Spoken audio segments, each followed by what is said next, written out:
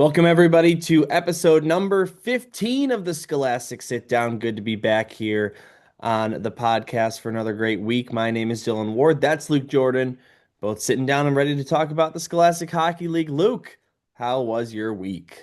My week was pretty good, capped off by an incredible Bears win. I think you can see the hype that truly brings this entire community together. It was a lot of fun.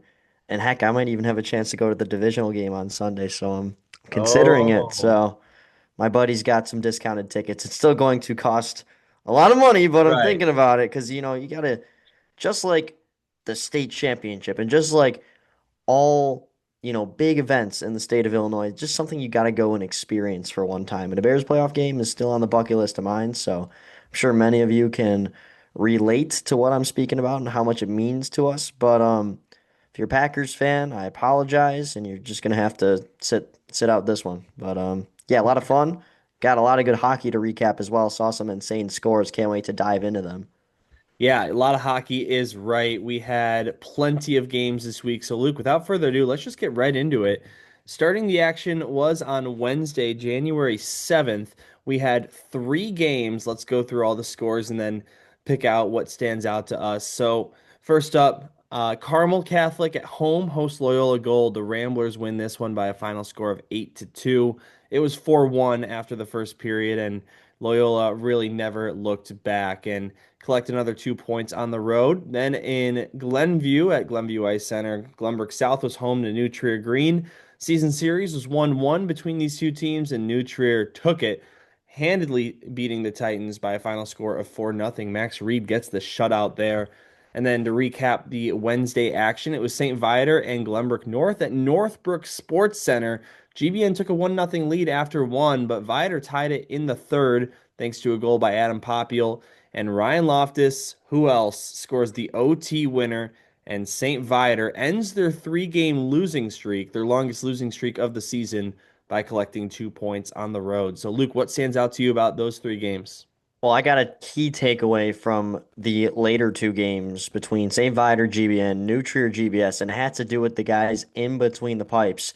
How about the performance from Max Reed? 21 save shutout takes care of GBS in that final matchup of the season series, as you mentioned, Dylan.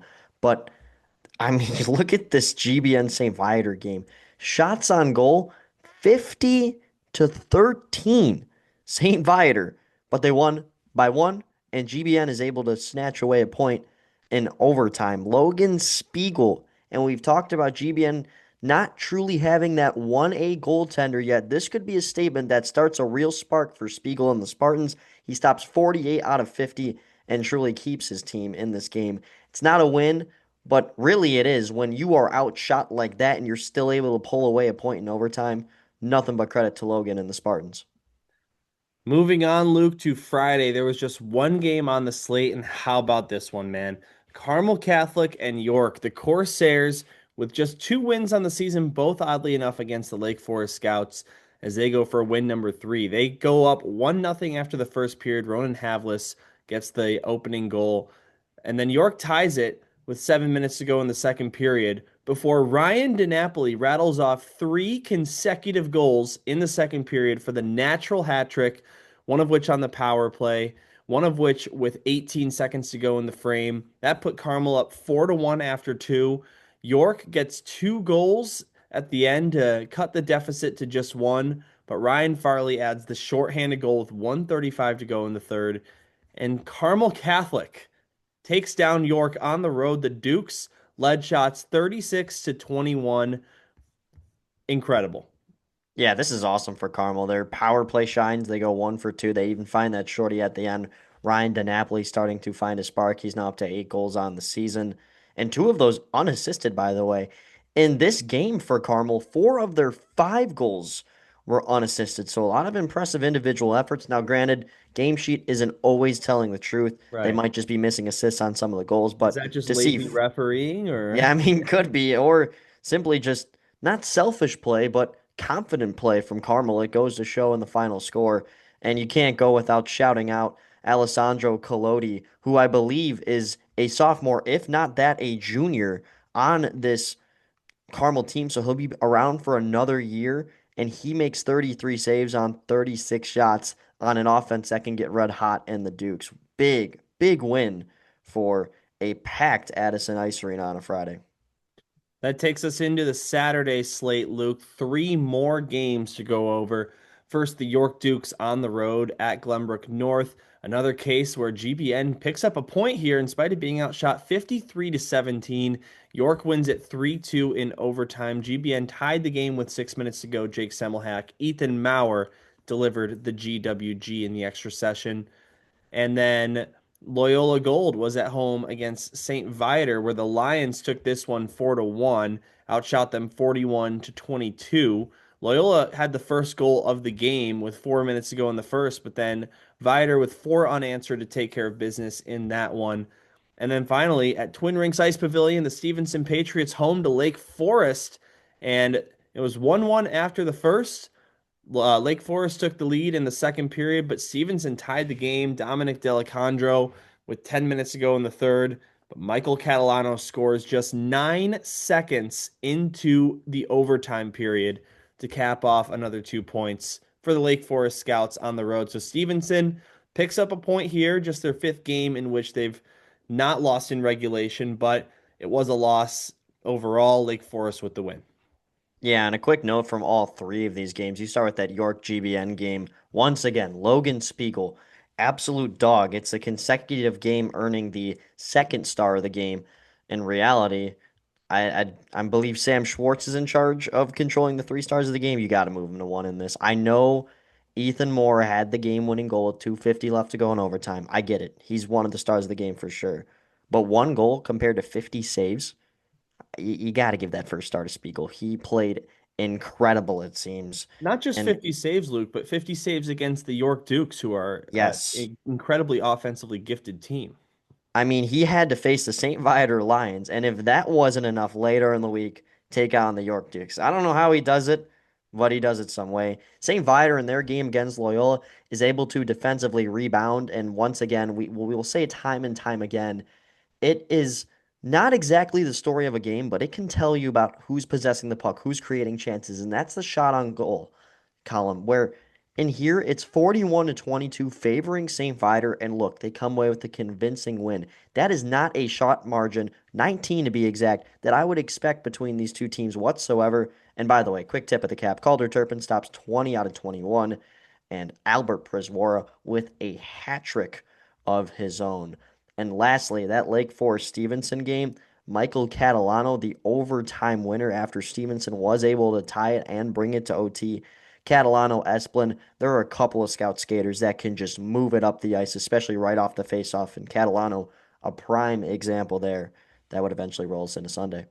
And Sunday was even more busy than Saturday and Wednesday. Four games, 8 out of the 10 SHL teams were in action. Let's dive right into it, Luke. Starting off with Loyola Gold at home against GBN. Loyola wins this one 2-0 with both goals coming in the second period. Luke Berghoff and Nick Thomas with the tallies there. Then moving on to Alumni Memorial Fieldhouse, where Lake Forest was at home against the St. Ignatius Wolfpack. No goals in this one until 5:51 remaining in the third. Luke Pasquazi gets the eventual game winner and the game's only goal. Lake Forest wins it by a final score of 1-0. How about Logan Marsh in this one? 35 saves on 35 shots for the shutout. Then New Trier at home celebrating their senior night in North Shore Ice Arena, taking on the Carmel Catholic Corsairs. And Luke, Carmel actually made this interesting. New Trier only up 3-2 after the second period before the Trevians outscored Carmel 3-2 again in the third period and win by a final score of 7-4.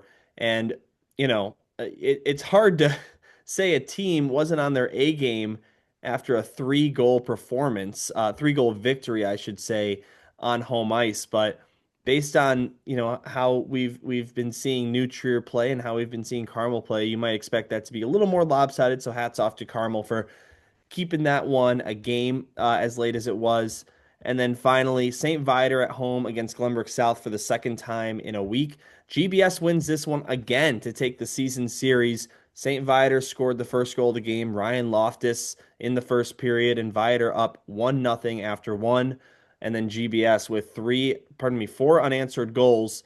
Jonah Weiss nets 2 goals, including the game winner, which turned out to be the 2-1 goal. And Glenbrook South has beaten St. Viator twice in a week. And Luke, just some great scores to dive into here from this slate. What do you got for us? Oh, I got a lot, Dylan. And starting off with that Glenbrook North Loyola game, look who's in net again for the Spartans. Yes, he gets the loss. Yes, GBN can't score in this scenario, but they still pile on 25 shots. Don't forget they're facing Charlie Trapp in this game. But Spiegel, this is a game where I put the two of the three stars are going to be my goalies. I'm going to have Trapp at the first with a 25 save shutout, and Spiegel, who kept the Spartans in another game yet again, stopping 37 out of 39. It has been a heck of a week for him. He didn't even start the North South game, remember. He didn't quote unquote earn the spot. Well, I think he's going to potentially get the crease in upcoming playoff games after seeing the way that he has been performing. St. Ignatius and Lake Forest. How about Lake Forest? Their defense has been stepping up. Logan Marsh, another goalie that had himself one heck of a week. And they had a solid week. They go unbeaten on it. And Steve Soror, one thing that he likes about his team is that they play up with the competition that they're facing. Now, the con of that is sometimes when they're playing weaker teams, they tend to play down with them. But man, it showed on the strong side in a huge win against St. Ignatius. Now, this new Trier game, I have a stat to pull, which is kind of correlating to this specific game. You talk about it was a pretty tight game going into the intermission. I don't know what Adam Cheris says to these guys in the locker room, but it works. I mean, you look at this team tied through the second period this season. They're 3-0-1. They haven't lost in regulation. And even when they're losing at the intermission, they are 500. So I don't know how they do that, but they find a way somehow. And lastly, Glenbrook South and St. Viator, Jonah Weiss with 2 goals. He kind of is a way better version of myself as far as I can recall. He's a smaller guy, but he's got a lower center of gravity and he can move. Sure, he showcased his speed to the best in that game. And one last shout out, got to nod to another hat trick. Albert Prizwara scored one earlier this week. I just mentioned it a few minutes ago. Jack Woolabin, the junior on New Trier's senior night, was able to find three himself, and that was the deciding factor in that game, a 3-goal win for the Trevs. So Yeah, busy, busy week, Dylan, and a lot of fun hockey to break down. stole the show a little bit, you might say Yeah, for you could say that, yeah. Wolben, but Jonah Weiss, his second goal was an empty net goal, but it was all the way from his own zone's face-off dot. So it was a nice shot. And just one more quick note to add because I was broadcasting the game and this stuck out to me. St. Viator, after this game so far this season, has lost 2 times in regulation after scoring the first goal in the game. They were both to Glenbrook South this Wow. week. So pretty interesting stuff. But that does it for a busy week of SHL hockey. We'll talk about next week in a moment. But first, we are going to turn things over to our interview with our special guest, Tim Weaver of the Chicago Wolves, Senior Manager of Partnerships and Media Sales. He's in charge of all of the high school stuff that we, play at Allstate Arena, games on Marquee. And of course, now we have just revealed on all platforms that the state championship is coming to Allstate Arena, sponsored by the Chicago Wolves. So exciting stuff. And let's hear what Tim has to say about all that. And there he is, our special guest from the Chicago Wolves in charge of partnerships and special projects, Tim Weaver himself. Tim, how are you doing today? Good guys, good to join you guys today. How's it going? Pretty good, pretty good. Well, the news just broke. The Illinois State Championships will be held at the beautiful Allstate Arena in Rosemont this season, home of the Chicago Wolves and home of some high school hockey games over the last few years. We're all really excited to do this, especially on Marquee Sports Network on the broadcasting side. But just kind of wanted to start, Tim, with your background in sports and how you got started with the Chicago Wolves. So this is my 10th season with the Wolves. And I have been in our partnerships group that entire time and then have kind of accumulated different projects over the years that have kind of come across my desk on it. One of them is amateur hockey.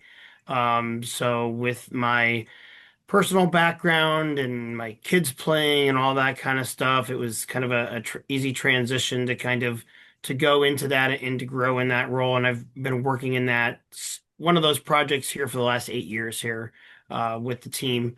I started my chops in sports back in my high school days, working for a minor league baseball team where I'm from in Fort Wayne, and spent some time at ESPN, spent some time at Chicago Fire, and so I've been in this industry for a bit of time now. So And you must know that youth sports is so important to a community. Can you speak upon the importance of being able to bring these high school hockey state championships to Allstate Arena? yeah, I mean it's huge. It is something that us as an organization for our since our inception has supported the amateur hockey community in the Chicago area.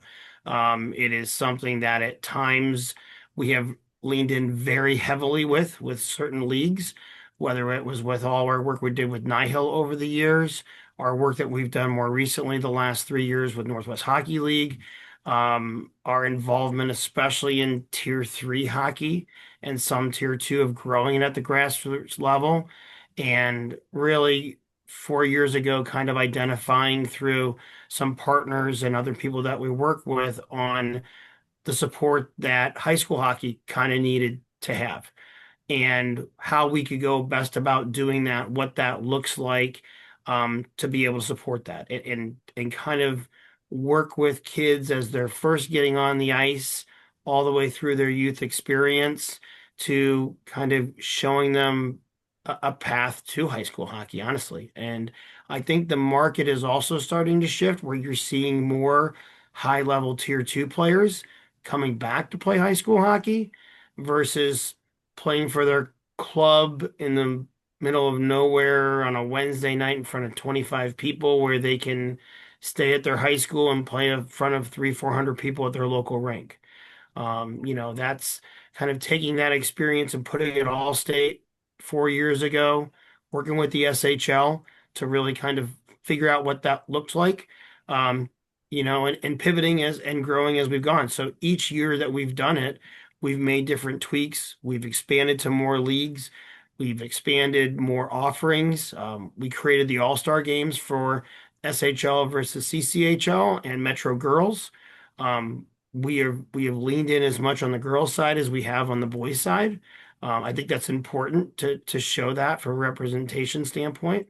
Um, so yeah, I think that this is just kind of that next step in what the community needs and what they've asked us to help with, honestly, like so we're excited here to be working closer with AHI, to being involved what they need help with and what we can do, especially with high school committee and Glenn and all of them for sure. It's a great point you make about getting the girls involved as well, because I don't think a lot of people realize, and I hope they start to, but the amount of talent in girls high school hockey is ridiculous. Look at last year's state Yes. championship. You had a Yukon commit, you had a Brown commit, two Wisconsin commits. It's pretty incredible how you're getting them involved. Dylan, go ahead. Well, thanks, Luke. Tim, you kind of had a perfect segue to my next question. I was going to talk about, the involvement with the SHL, how it started. Two great games this season in the SHL, GBS Carmel, St. Viator, York, one of which going all the way to a shootout. Both were tied in the third period. I know there have been some games from other leagues this season. We got All-Star game coming up, as you pointed out, but 4 years ago, this started with a doubleheader at Allstate Arena, or actually, I think it was two games in the span of a week, not a doubleheader. But how did the involvement with the Wolves and the SHL, that partnership form, just all the way from the very beginning? Well, if I remember, Evan and I got connected through something that we were both working on um, within amateur hockey and started to look at, some different ways that we can kind of engage, whether it was in pregame or postgame. And at first, we kind of had this idea of like, well, let's put the high school games after our Sunday afternoon Wolves games, and we'll get the crowd to kind of like stick through and go. And, we worked with the SHL, we identified some teams and some games, kind of worked out some things with that on it. We learned a lot that first year for sure. Um, we actually learned probably the best thing was that, you know, post game wasn't the best place to live for that. So we pivoted to be in our pregame and restructure our pregames to not just be youth or men's league or that kind of stuff rentals, but actually like putting on fully produced games at Allstate on the main ice and doing it as afternoon games to be able to do that and saw a much better response from the hockey community and timing and that kind of stuff on it. Logistically, there was more things in the building that made it work better and so on and so forth. Um, but we've been able, to your point, not it started with SHL, but we've hosted the OPR Fenwick rivalry game for many years. This is the first year in 4 years we didn't because of how they're restructuring that deal down there that they have. But we've had Chicago North and New Trier battle twice back to back, and those are preview of state semifinal and quarterfinal games, right? I mean, those are teams. I mean, North last 2 years has been in the combined final and taken those games to overtime.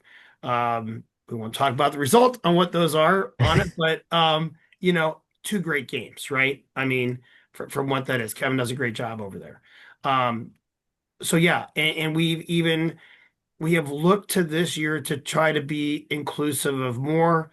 That then has allowed us last year to take the step with Marquee to be able to put stuff there. It allowed us to expand into ACHA games, which we've been able to do last couple years. And those ACHA games, we have looked for local organizations to work with. So NIU has been a big partner on that for the 3 years we've worked with them.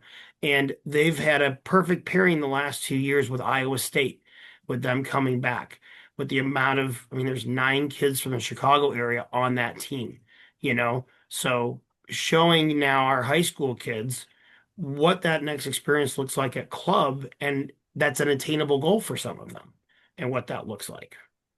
Yeah, absolutely agree. Well, I know it is January, so not everything is probably plotted out yet, and I totally understand that. But I was curious, just from a broad standpoint, if you know of any current similarities or differences that we as fans and media and players and coaches can expect compared to the United Center. I'm really looking forward to it. Yeah, I mean, we are heavy in the planning on that right now, but I will tell you that the players will get a professional experience. The anybody working behind the scenes is going to get a professional experience. Fans coming out are going to see a professional presentation of these games, whether it's combined, red, girls. This year we do have two split dates because of the girls having to go down to Missouri early in early in the month there for regionals, for nationals. So their game is going to be on March 15th, whereas both the boys will be on March 6th. Um, you know, we have taken a lot of time and looked at what other associations do around the country, and I've looked at what Minnesota does and Massachusetts and Michigan, and to me those three are kind of the gold standard of high school hockey and what's done, right? And if that's something we as a state and want to aspire to, I think we look at those type of places, what they do there well, and what does that look like here? I mean, obviously, Minnesota hockey and Illinois high school hockey is we have a little bit of a gap to fill there. But I think to be aspirational to see what they're doing and what can we do here that's similar or different to kind of present that, I think that's one thing on our docket that we're really looking for. Yeah, if I'm not mistaken, I think the Minnesota high school hockey state playoffs, they go to XL Energy Center starting in the quarterfinals. Yeah, So Yes, it's no, nuts. it's got we to need be to start. We're fair. starting. Well, now I will say though that you know with our partnership with the Village of Rosemont, and with Rosemont Ice Arena, our no practice facility, there's been a lot that we are doing with them that we have helped with Glenn and those guys to be able to have girls semifinals are going to be over there. Boys quarterfinals are going to be over there. So th that is a facility also too that we're starting to integrate with our relationships that we can bring to the table with AI with everything to do that too. So, you know, we now kind of have three sheets of ice in a very small area that we need to kind of see where some things go with some of this. But this is going to be a great opportunity to see how some of these partnerships all come together, especially with Allstate Arena, the Village of Rosemont, A High, Spectrum, everybody. Well, Tim, this will be the last question, at least on my behalf. We've talked a lot about the state championships coming up. Obviously, you and everyone else at the Wolves are very excited. Just kind of curious how exactly this came to be. I mean, this is a big deal for the Chicago Wolves, and I'm really excited to be a part of it on the broadcasting side. But how did you guys, kind of claim that state championship, and what's the story there? I think that it came about a couple different ways. You know, there was a question coming out of COVID of whether or not the United Center wanted to host anymore. Um, and at that point in time, the high school committee had approached me because I'd been working with the girls on some stuff and those guys, and they had asked about, is it a possibility to go to Allstate? And we had some initial high-end conversations about it, and that we were getting to a point of possibly looking into it, and then the United Center changed their mind. Blackhawks wanted to actually put it out there, so it wasn't an opportunity at that time. There was a combination of things, I think, um, and mainly is with the changing of the calendar for AHI and a really narrowing of their window of when they could do this because of nationals, kind of put them in a corner that didn't give as much flexibility to their dates. And it ran into problems also with United Center dates. And some of the dates I think that they were possibly looking weren't the best. And we were able to secure some pretty decent dates and times that worked a little better, especially with having two different dates that we could use for girls and the boys to kind of to give a good experience. Um, and then from there, it just, I've had a relationship with a lot of guys at AI over the years. I serve on the tier three committee. So I think that relationship also, just me being involved in the community, kind of started, okay, well, let's go down this. What does this look like? You know, our owner, the mayor of Rosemont, were very interested in it, kind of greenlit us having more conversations. And, um, I guess that's the easiest way how it kind of come to life a little bit on it. So, Cool. and now we've got a multi-year agreement with AHI to be able to see where this can go. Um, I mean, I'm excited about it. I think location wise, it's very central to any team coming out. I think it's going to be easier for um, not just drawing fans of the four teams that are playing, but I think it's an opportunity to really get the hockey community to, on a Friday night, your youth teams are done. Why don't we go out and go watch your local high school team? Let's go watch some high school hockey for, Sure, absolutely. it'll be a great experience to be able to bring your kids and families and, you know, a good place to be on a Friday night to just go hang out with your friends too if you're in high school. No doubt. Love it. Luke, anything else from you?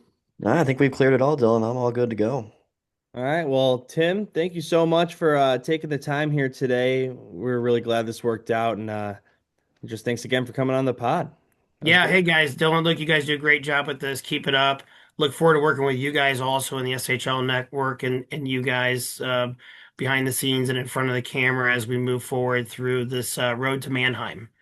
Absolutely. And don't forget, of course, on the day you're seeing this Tuesday, tomorrow night, Carmel Catholic and St. Viator live on Marquee in partnership with the Chicago Wolves.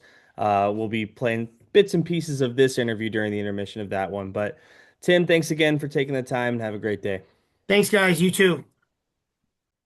Good to talk to Tim Weaver. Lots of exciting stuff coming up in regards to the state championships and the Wolves partnership with the SHL in general. That takes us into our next segment, which of course is outside of the SHL. And Luke usually takes over for this. And Luke, I've got to assume that we're coming down to the wire in really all the leagues in Illinois. So I'm excited to hear what you got for us this week. We sure are, and I hit the bullseye yet again on another outside the SHL game of the week. No overtime, but still entertaining. I mentioned January 9th, Hinsdale Central and Maine was my game of the week selection. They played to just a 1-0 score in the past. Well, how about 9 total goals in this one? But nothing in the first period, although Maine had 4 power play chances, and they still could not In the capitalize first period. in the first period. Yeah, you know what? I forgot. One's a 2 and 10. Three, but still 3 in 1 period, separated by just about 4 minutes. Pretty interesting. And anyway, it took until just 35 seconds into the second period. Owen Simmons, number 2 on Hinsdale Central, scores a power play goal. But then Maine, just in the length of 3 minutes later, is able to tack on 2 goals. They take a 2-1 lead going into the intermission, and this is where it gets absolutely bizarre. 11:33 left in the third. Maine takes a 3-1 lead. Okay, not good for the, cinema, the plot of this game. Well, hold on. Henry Crabb, Daniel DePryle, Dennis Nikolaev, all just 7 minutes apart, and all of a sudden, Hinsdale Central leads this game with 3:06 to go. And Wow. Oakton is probably dead silent, home of Maine hockey. And we're like, okay, maybe the game's over now. No, less than a minute later, Sean Chanzed scores his 12th goal of the year with 2:39 left, but then a costly penalty in the third period. Maine gets a too many men penalty.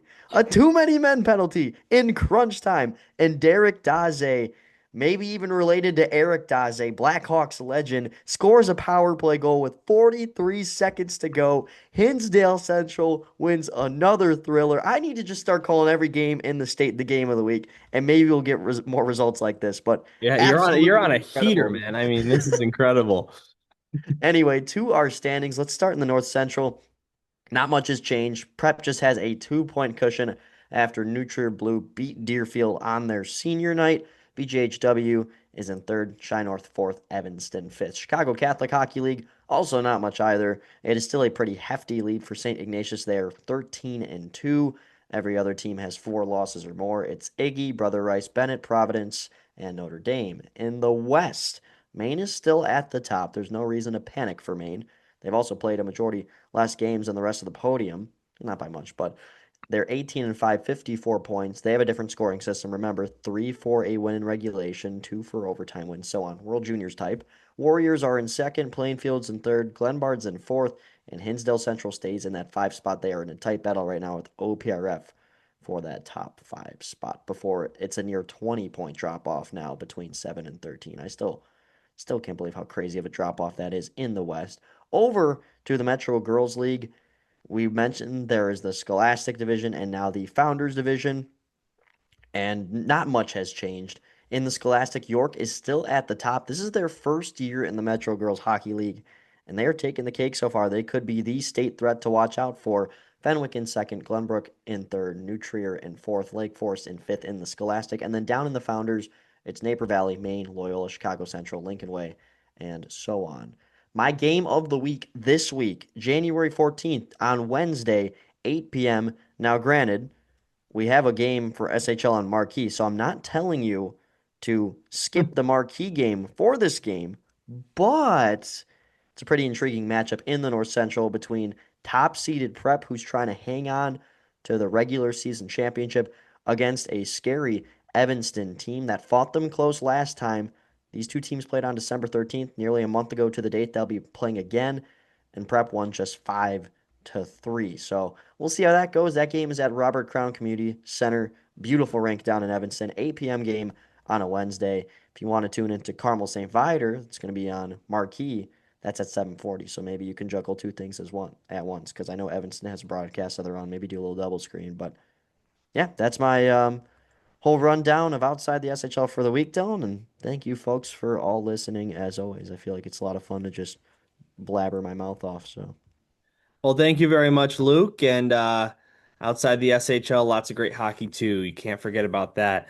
Before we talk about next week, I want to take a look at the standings because it is coming down to the wire in the Scholastic Hockey League. Now, What we do know after last week's action is our 8 playoff teams. Unfortunately for Stevenson and Carmel, they have both been eliminated from playoff contention.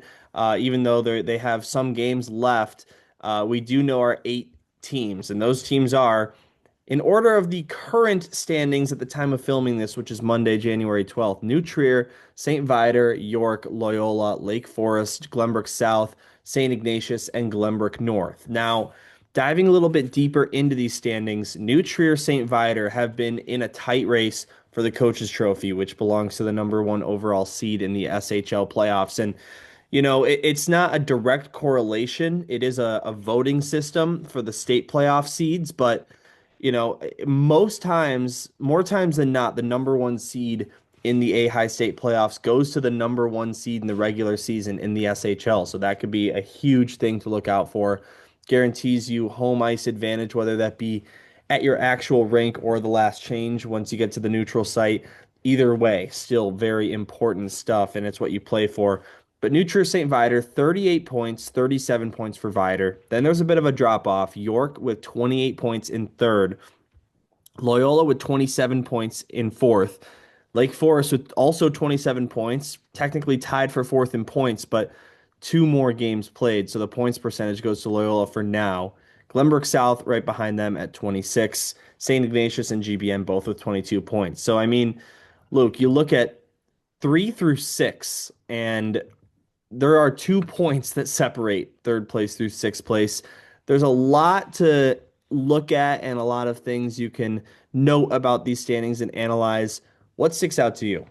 Yeah, Dylan, my biggest takeaway is how far ahead of the pack this 1-2 matchup is between New Trier and St. Viator. It's not only big in the state playoffs where you automatically statistically get the easiest path hypothetically. There's no reseeding in the state tournament, to whereas in the SHL playoffs, it's automatically reseeded. So New Trier is going to play likely Glenbrook North if the picture ended today. They would play Glenbrook North in the first round, and then they would have the next lowest seed available. Kind of think Right. of the NFL playoffs, where now the Seattle Seahawks are going to be taking on the lowest seed possible, which I believe, yes, they'll play at the 49ers. So that's like a 1 versus 6. It could be anything here. It could be as low as a 4, a 5, a 6, a 7. I didn't think that one through before putting myself in clip farm territory, but you want to be that 1 seed so bad. You always want to go a higher seed because you never know how that 1 seed you move up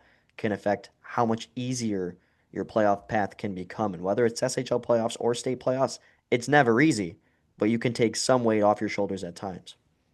No doubt about that. I think of, in the SHL, the number 6 seed has beaten the number 3 seed in the quarterfinals for 4 straight years now. And, you know, obviously that number 6 seed goes on to play the number 1 seed in the reseed. But, Luke, I'm looking at this playoff picture, and in a lot of recent years in the SHL, typically the 7, 8 seed is kind of on the lower end. I wouldn't say so. I mean, as of right now, if the picture ended today, St. Ignatius is the 7 seed, Glenbrook North is the 8 seed. I'm not necessarily sure I'd like to play either of those teams in the first round with how No. hot GBN has been as of late, and then St. Ignatius always a tough opponent. So, I mean, we've got a pretty stacked SHL playoff picture, and there's going to be a good team or two that lose in the quarterfinals, and that's just how it's going to be.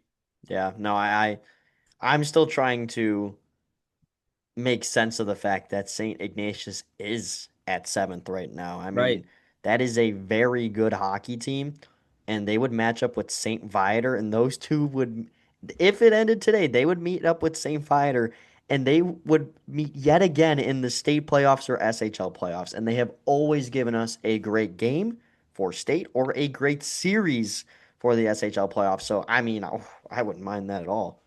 And then before we move into next week, while we're on the discussion of standings, I think people at home would like us to clarify the format for the SHL playoffs because it has changed a little bit from recent years. So this year, it's going to be a mostly neutral site playoff tournament. So SHL playoffs, quarterfinals and semifinals are best 2 out of 3. whereas the championship is just a single game. So most of the SHL playoffs are going to be held at Rosemont Ice Arena this season, with the SHL quarterfinals consisting from February 5th to the 7th, and that's game one and two. So if you the series ends, the series ends. If it goes to a game three, that game three is played at the home rink of the higher seed the following week, midweek. So you're fighting for that home ice advantage. And yes, it's a neutral site, but if it does require a third game, you get that third game at home, which is huge. And then for the SHL semifinals, those will be also at Rosemont, games one and two on the 14th and 15th of February, and then a game three the following week if necessary. And then the SHL final will be at the home rink of the higher seed, and it's just a single game. And I know that it's a rough draft schedule for this, but they want to get it done the weekend of February 20th to the 22nd so that the SHL playoffs are fully done by the time the A-High quarterfinals commence the following weekend, which if you remember last season, New Trier Green played in the SHL final on a Wednesday night and then played in the state final Yeah. on that Sunday. So definitely, yeah, you lose the home ice in the SHL playoffs, but I like this format a lot.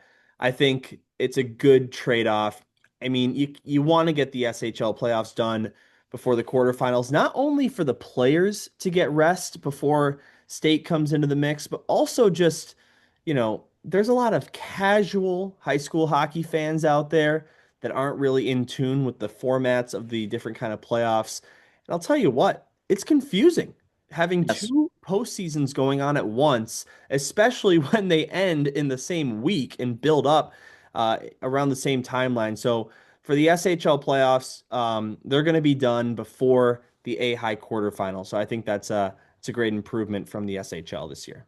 Yeah, and look, where do you want to send these kids if they want to continue their careers to after college, right? What does college do? What does college hockey do? What does college basketball do? What does college football do? They play their conference tournament first, then they go into the state tournament. That is mostly because in all of those sports, you get an auto bid if you win your conference, especially basketball and hockey. Football, it's not promised, but it is a lead up. It is still a big deal. Like for college basketball this year, the Big Ten tournament's at the United Center. And yeah, it's not March Madness, but it's a big deal, and I want to go out and attend the game. It is still treated like a playoff, a tournament game, as it should be. And then you move into the big state playoff, aka what Illinois hockey has as their national championship Right. besides the USA national championships. I'm kind of mixing things here words wise, but you get where I'm coming from. And look, yes, the SHL and the A high at the same time is unique, but is it confusing as ever, especially for folks that are a little bit more casual and maybe don't listen to us or don't follow it as much? They're like, oh, they're in the SHL final, they're playing for state.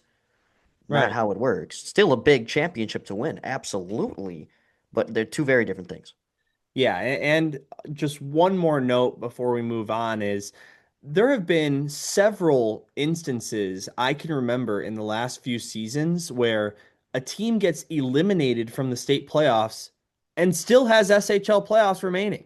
So it's just Yeah. like, you want state to be the end all be all. I mean, I look at Bennett last season. They lost the state championship to New Trier Green and then went back and played game two of the Kennedy Cup Kennedy in the Cup, yeah, CCHL. I mean, your state championship, that's got to be your last game of the season at the absolutely. very least. SHL had the final before, but yeah, so assuming and I don't want to, do too much assuming, but most of the top I don't think there's going to be a team that makes the SHL final but doesn't make the state quarterfinals. So Yeah. there it everyone's final game is going to be in the state playoffs, which is how it should be. All right, but I feel like we rambled on for a little bit about that, but hey, rightfully so. We're getting to that time of the season, but that's going to take us into our SHL schedule this week. All right, Luke, that takes us into our preview of next week's schedule. And Luke, it is a bit of a lighter week after 11 games last week. just five in the SHL, including just one on Saturday, one on Sunday. Somewhat unusual, but that's just how it goes sometimes. So let's take a look at these games. Starting off with Tuesday, January 13th, it is the Stevenson Patriots at home against Loyola Gold. That one drops the puck at 7:15 p.m. And again, for Stevenson, they're already out of the playoffs, but Loyola, we just talked about in the last segment, in that tight race in the standings, looking for two big points here. Well, oh, is my mic on? Okay, sorry about that. Sounds like it. Yeah, I couldn't hear myself in my ears, and I was like, "Am I there?" But okay, I'm there. So Loyola, I this is a bit of a trap game for them, and I'm almost a little scared for them. I think they can pull out the win, but look at this, Dylan.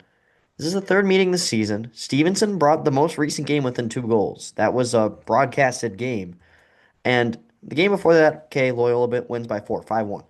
But look at the last 5 games for Loyola. Scored 2 goals, scored 1 goal. Now they did score 8 against Carmel, but then scored 2 goals against GBS, scored 1 goal against St. Viator. Their offense is riding a bit of a cold streak. And don't forget, Stevenson actually has the leading score out of these two teams. Dylan Noster has more points than any other Rambler on offense with 17. So this game's going to be closer than you think, I'd imagine.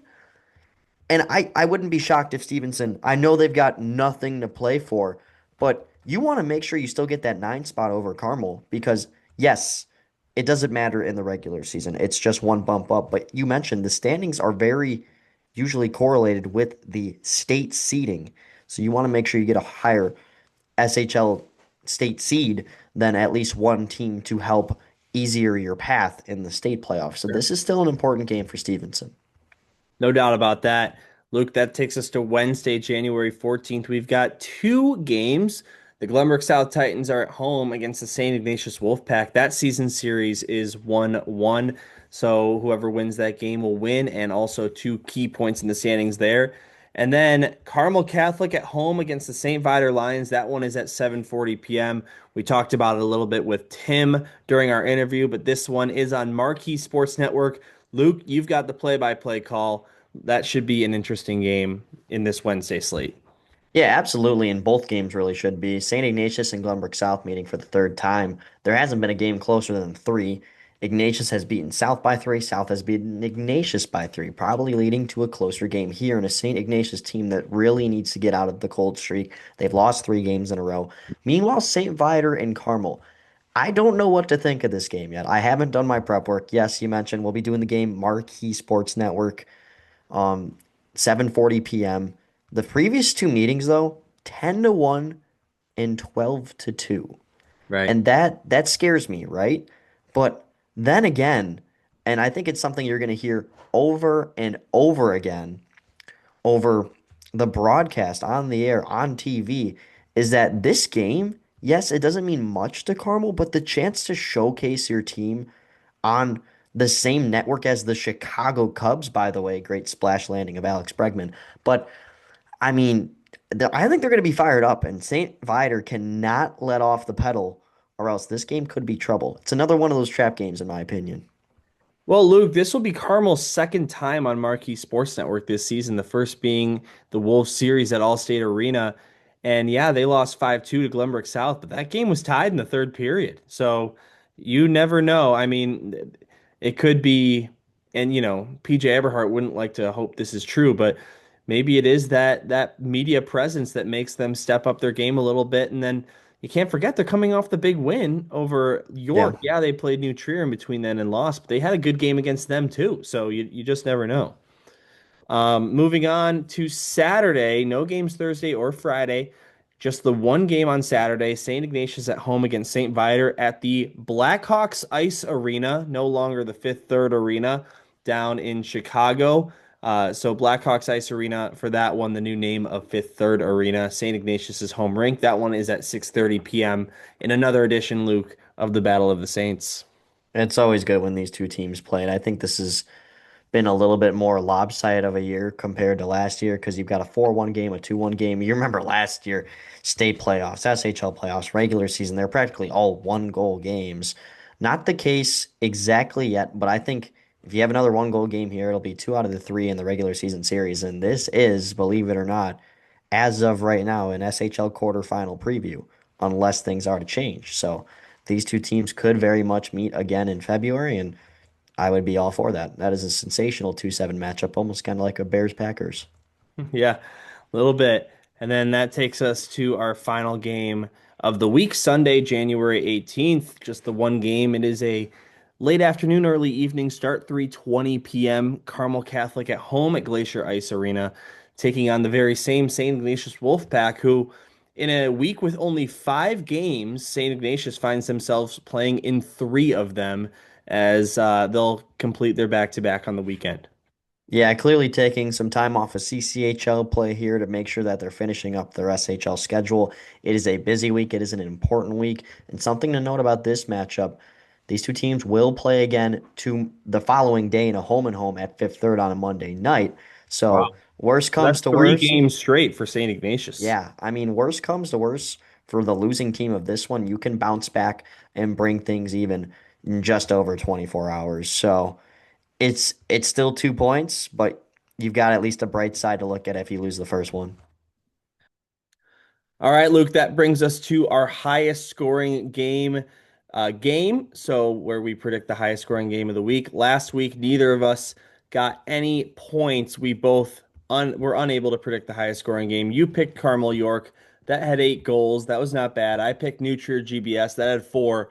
The winner turned out to be Nutria Green and Carmel with 12 goals coming in that one. But Luke, as we just reviewed, a bit of a shorter slate this week. And since I'm the host this week, you get first pick. And just to remind you that the winner of this does get a steak dinner paid for by Max Anderson. The current score is 3 points for me, 1.5 for you. So, Luke, what do you got? I'm on the fence between two St. Ignatius games.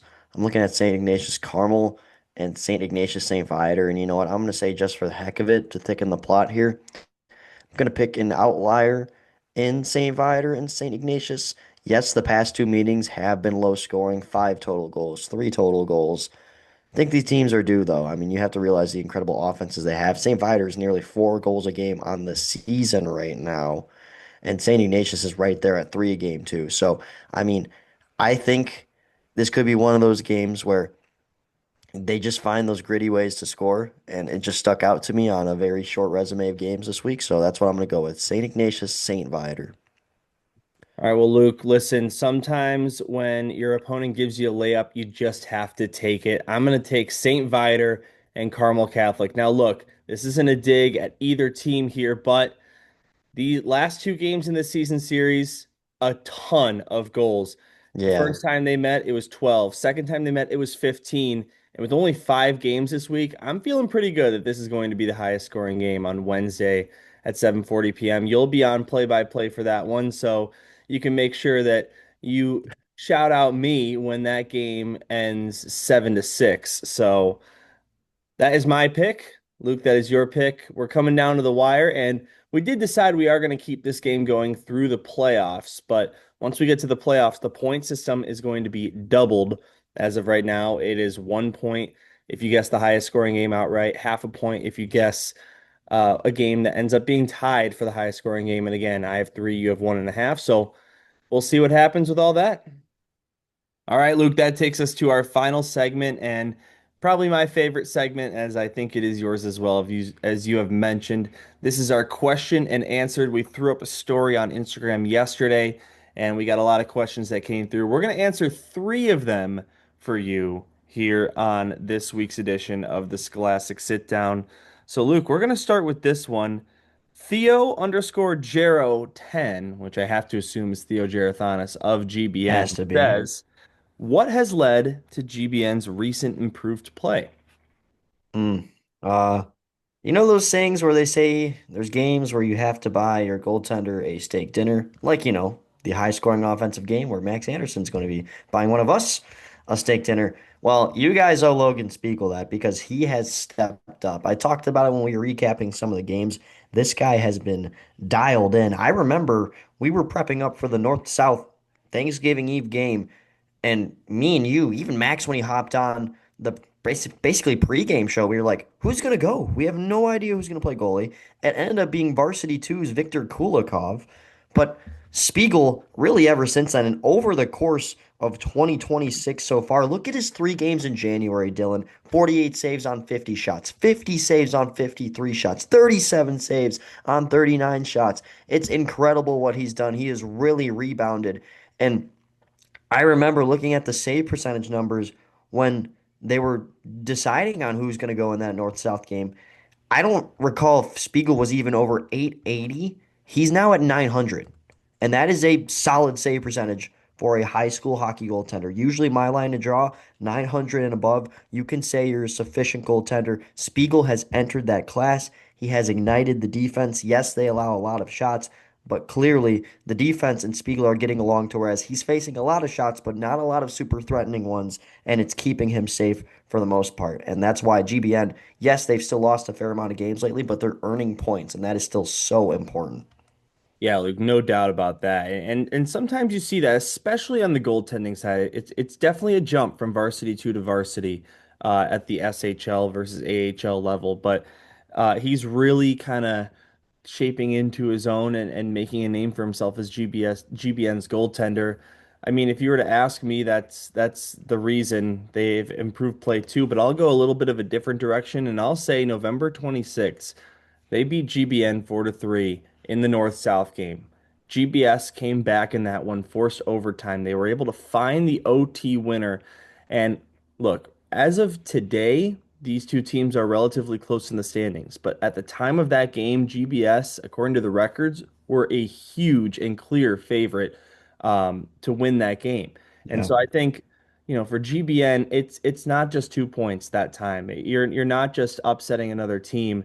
You're taking down your biggest rival, probably the biggest rival in high school hockey. It's such a tight race between them and Loyola New Trier. But you look at that game, and Luke, ever since then, they've picked up points in 6 of their 8 games following that one. You could really say 7 in 9 if you include that North-South game.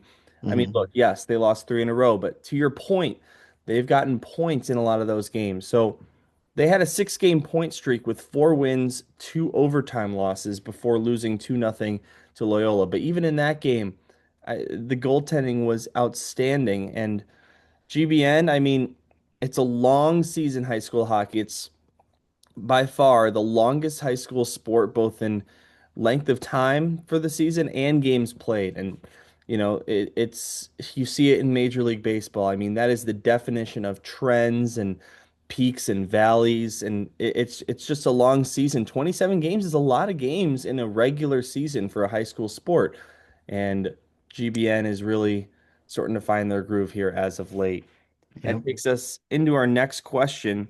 This one comes from Noah Sachek, JJ O'Connor Player of the Year predictions. As you know, there is the SHL Player of the Year, but then there's also the JJ O'Connor Player of the Year, which goes to the entire state. So, Luke, if you had to decide right now who is getting that award. Well, look at the SHL because that's where you start to look, right? Look at points per game leaders. You got Jack Herstritt, who's 1.41. He's got 31 points in 22 games. He leads in points. He leads in points per game. Ryan Loftus does lead in goals. Blake Hoffer, though, really sticks out to me. He's only played 20 games. He's got 7 power play points, 2 shorthanded goals, 4 game-winning goals. He's a guy that can really do it everywhere on the ice. And it's not to say that Loftus and Herstritt can't. They can. That's the thing. It's a really tight J.J. O'Connor race. We've seen races in the past few years where it's players like Zach Freeman who are just boat races ahead of the competition. This is a down to the wire race that I am really going to enjoy who they end up giving it to. And don't forget, you can't count out goalies either. We saw Michael Raderman win the previous year. Now, granted, you have to be statistically Michael Raderman good, and that's not going to be easy for any of these goalies with the incredible offensive talent in this league. But if there were some you could keep in mind, I think Charlie Trapp's up there. I really do. Look at his stats. 1.56 goals allowed average. 9 point or sorry, 0.947 save. He's nearly 95. He's nearly only leaking in 1 goal on every 20 shots. I don't think people realize how insane that really is. I really don't. Yeah, you make a good point, and Luke, I just to let you know, Zach Freemuth in his senior year somehow did not win that J.J. O'Connor Award. Oh, It went to really? Evan Ziegler of the Warriors, and Uh, listen, nothing but respect to Evan Ziegler, but Zach Freemuth got snubbed that year. I'm just gonna throw it yeah, out there. yeah, probably. But I do have yeah, one. we don't have a I vote. do have one player I do want to acknowledge outside the SHL as well, because that's my bread and butter. James Esposito. I remember him from the SHL CCHL Mm. All-Star game last year. He's killing it in the CCHL. He's got 2.07 points a game, 29 points in 14 games. And by the way, 18 of those are goals. So he's over a goal per game player. Is he playing in the SHL? No. Would he thrive in the SHL with those numbers? I think he could easily be a top five scorer in the SHL. I like it, Luke. I am gonna go ahead and say, And by the way, sorry, yeah, Esposito is from Brother Rice. I meant to point that yes. out. Sorry, go ahead. He is. Uh, I'm probably gonna go with Ryan Loftus. If the season ended today, he's a previous guest we had on this podcast earlier this season. Class act. Yeah, absolute class act. He's scored goals in three of his last six games in the SHL. But you look at the start to the season he had. Let's see here. He averaged a goal per game in his first 12 games. And let me reiterate that, a goal per game, not just a point per game. He led the SHL for a long time. Now Jack Herstrid has jumped on top of the leaderboard as of the time we're recording this today. But St. Viator, they've had this young core for a long time, and they're all starting to become seniors, in some cases juniors. You got Loftus, you got Sibatroth, you got LaBoy, Priswara. But Loftus, I mean, he wears the C on that team, and he does it for a reason. And yes, the J.J. O'Connor Award is awarded for on ice contributions, but just a class act off the ice, as I'm sure a lot of those other St. Viator players and a lot of other players that we haven't had the chance to talk to in the league are for that matter. But the way Ryan Loftus plays, I mean, the spotlight is on him every time he's on the ice. And you and I have both done a handful of St. Viator games on the season already, and it shows. Ryan Loftus, he's just such an impressive skater, great hands, great shot. He's got everything you need. He's got the stats to back him up. If it ended today, he's probably getting my vote. Yeah, and one quick thing I want to add. Herstrit, Loftus, Hoffer. I went and watched the Blackhawks and Oilers yesterday, and my eyes were peeled wide open when Connor McDavid was on the ice. I'm Mhm. not saying they're Connor McDavid, but they have the play style where they have the puck. They all have ridiculous speed, and that can seriously change games. It's just one of those moments where even as a broadcaster, as a fan watching, and one of them takes the puck, just like when McDavid did yesterday, everyone's like, "Uh-oh, they're about to Yeah. go full 200, set up a play, either score or tee up a nice assist," and that's what they tend to do. Well, breaking down the analytical side of hockey is not my cup of tea necessarily because I never played hockey, but growing up watching the Blackhawks, one thing that always stuck out to me and my dad for that matter, we talk about it all the time, is Patrick Kane. Whenever he had the puck, it's almost like defenders stayed a little farther back just because they think if they, pressure him, they're just going to end up being the ones making a mistake and he's going to make them look silly. And Yeah, you don't want to end up on the highlight reel. right, you see that a little bit with these players. I mean, they, you know, have that aura to them, right? Yeah, that's a good And term. it just, with today's day and age of stats and social media and all of that type of thing, you can really scout your opponents going in. And listen, I don't think there's anyone in the SHL when they play a St. Viator, a um, Nutria Green, or a GBS that doesn't know about what these guys can do coming into the game, and it shows. So that takes us to our last question, Luke. This one actually comes from SHL Network's very own Vent underscore 71, which happens to be David Ventura. He'll be on sideline with you tomorrow for that Carmel Yep. Catholic Catch Viator. him on TV. Yes. And he says, what is Luke's pregame broadcast meal? And then in parentheses, you too, Dylan. So I don't know why this question was directly, uh, you know, I asked to have an you. But then idea. I'm in parentheses. That is, I have no idea why, but you can go I ahead. uh I bumped into him at the United Center yesterday, actually. We were both exiting the game, so he might have fired off that question after he saw me maybe, but I looked at him, pointed at him, and said, "See you on TV Wednesday." So I think we're both fired up to do that game. Pre-game meal. It's not even really what I eat. It's what I tend to avoid, is what I do. Like carbs. I was an athlete. I'm still a beer league athlete, but it's not the same thing. Count it, man. But Count it. as an athlete, you're looking to eat carbs before, anything you do because you need energy. You need energy to broadcast. It's not just standing there and talking. It is seriously, eyes wide open, watching the game, taking away what's happening, quick reactions, being able to identify names quickly, all that good stuff.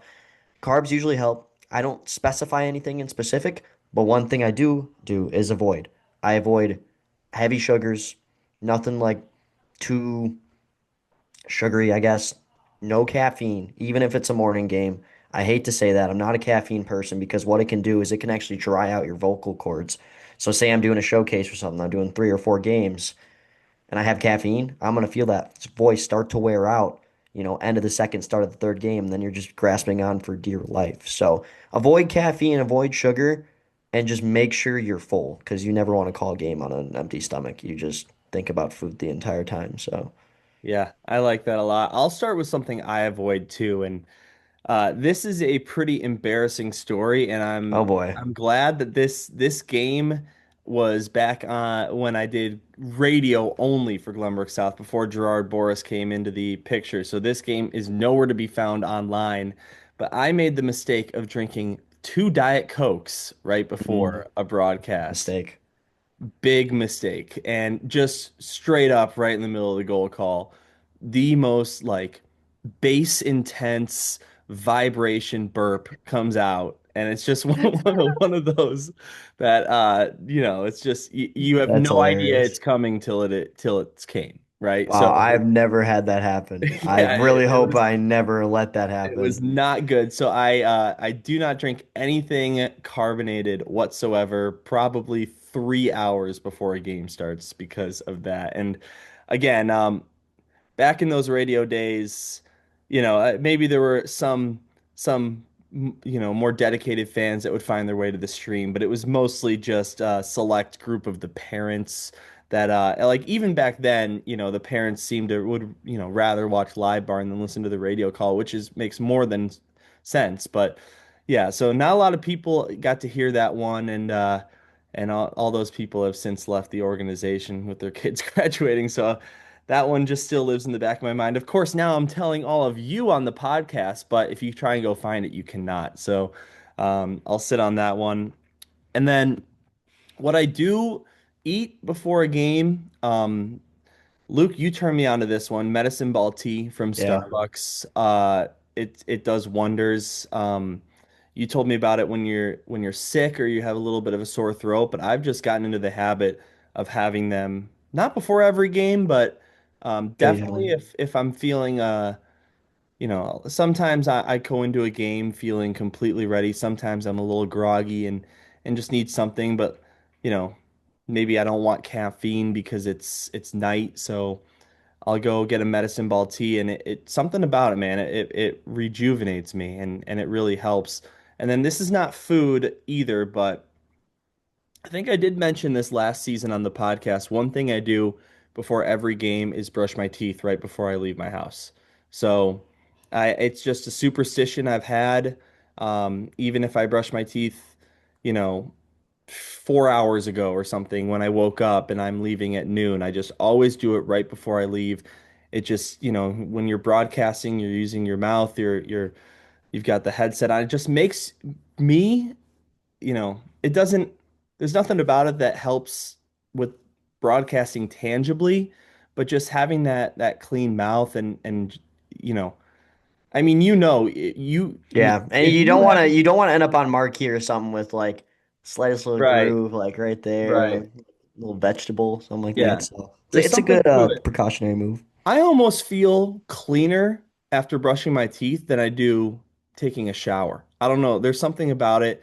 It's just, especially when I'm talking, I'll brush my teeth before these podcasts as well. It's just a little Really? thing. Yeah, I I'm not saying mean, I don't brush my teeth, but not every time, but just there's something to it. That superstition actually started before I even was broadcasting play by play. It's back in high school at Glenbrook South when I was on the radio and I was on just a like a kind of a podcast type show, but it wasn't about sports. Mm. And I would just, make sure I had my teeth brushed before everyone. And as I've become a broadcaster, it has just carried me over. So that's my answer there. So that does it Love it. for our questions. Those are some good questions, and Yeah, those are good. Good three set right there. yeah, we got the story out pretty early this time, which we'll try and do from here on out. But we love to hear from you guys, and sorry if we didn't get to your questions. Just feel free to ask again, and maybe we'll answer them. We did get another question from Max Kading, by the way. Is Luke Gordon on LAG related to Luke Jordan? Here's the Been thing. through this I'm more than happy if you guys repeat your questions if they weren't answered. if they weren't answered. But we answered that one. So, and the answer was no, by the way. So, usually if people are related, they have the same last name, not the same first name. So, there's that. Indeed. But Luke, I think that does it for our episode this week. Do you have any final thoughts to leave the viewers with? Might as well not leave any more. I know this is a pretty long episode. If you're staying with us the whole way, just know we appreciate you. And not, it's a long one, but it is an informative one today. So I really hope you guys were able to tune in for the whole thing. Well, you got a lighter week of SHL action this week, but you have a longer podcast to keep you company without all of the hockey. So that's Luke Jordan. I'm Dylan Ward. We'll see you next week for this classic sit down. Luke, we've probably only got about two, three podcasts left before it's playoff time. Pretty hard to believe. Yeah, All right. darn Well, it, we'll see right? you on the next one.